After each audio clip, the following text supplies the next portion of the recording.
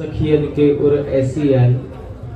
कभी नित्य नित्य लीलाएं, नित्य नित्य खेल सखियां श्री ठाकुर जी को, प्रिया जी को निकुंज में खिलाती है।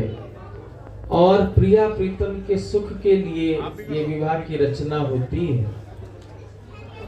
वैसे तो एक प्राण दो देह है, किंतु हम सबको सुख देने के लिए युगल के रूप में प्रकट है।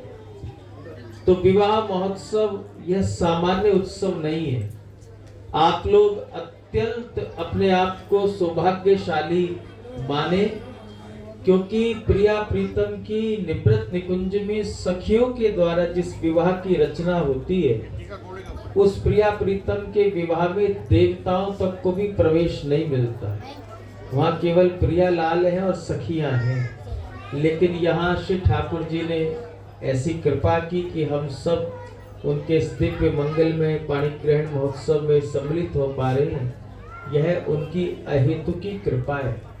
और उसके मूल में जो कारण छिपा हुआ है वह यह है कि इन लीलाओं तक, निवृत्त निकुंज की लीलाओं तक प्रवेश प्रिया प्रीतम की कृपा से नहीं होता है।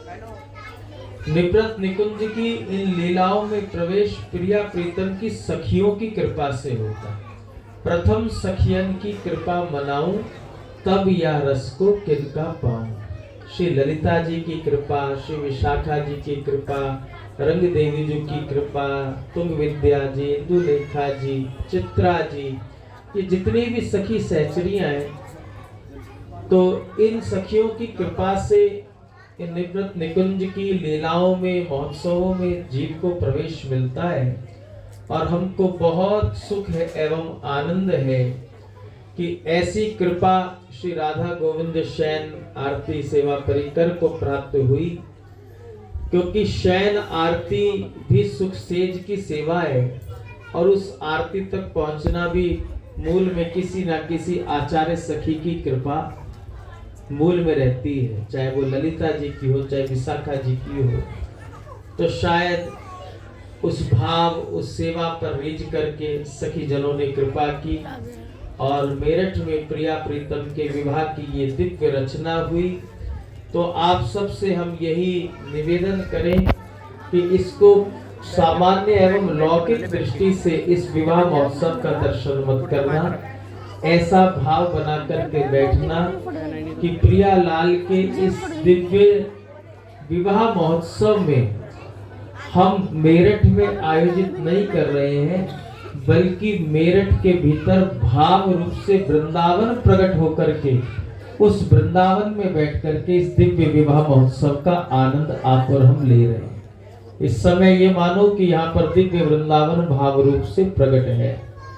और हम खूब खूब बधाई देते हैं अपने इस पूरे प्यारे से परिकर को। अनुरोध तो इनका काफी था, लेकिन अति से भी अति व्यस्तता होने के कारण हमको अल्प समय के लिए ही श्री ठाकुर जी के दर्शनों का सुख मिला। लेकिन हम यहाँ तक पहुँच पाए, इसके पीछे हमारे राधा गोविंद सेवा परिवार का प्रेम छिपा है। इनका प्रेम ही हमको यहाँ तक ले आया।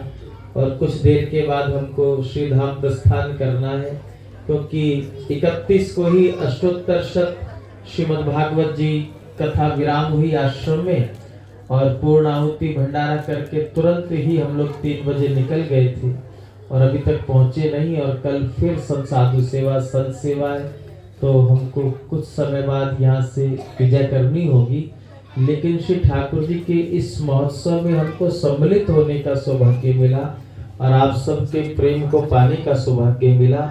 हम अपने आप को भी अत्यंत सौभाग्यशाली मानते हैं और अपने श्री राधा गोविंद सेवा शयन आरती सेवा परिकर के लिए हम ये प्रार्थना कर रहे हैं, भैया देखो लाला को विवाह एक ही वर्ष करके मत रह जाइए।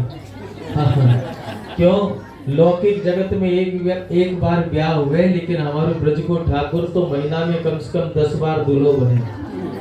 आप राधा वल्लभ जी जाओ तो जब भी जाओगे, जब भी देखोगे आश्री जी को ब्याह लो, आश्री जी को ब्याह लो। तो मैं ये प्रार्थना कहूँ और लाल जी के कान में भी कह जाऊंगा कि मचलते रही हो, हर वर्ष विवाह करिए, हर वर्ष विवाह करवाइयो। और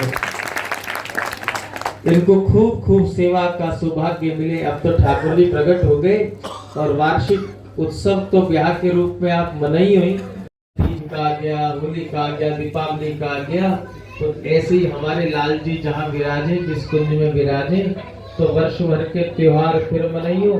के बाद फिर वार्षिक उत्सव आ जाएगा तो तुम लौकिक भाषा में वाई मैरिज एनिवर्सरी कहो, तो यहाँ मैरिज एनिवर्सरी का कोई काम नहीं, यहाँ तो फिर से विवाह की रचना होगी और फिर वर्ष भर उत्सव मनाइयो। तो इस भाव से आपका जीवन ही एक उत्सव बन जाएगा, आपका जीवन ही एक महोत्सव बन जाएगा। श्री ठाकुर जी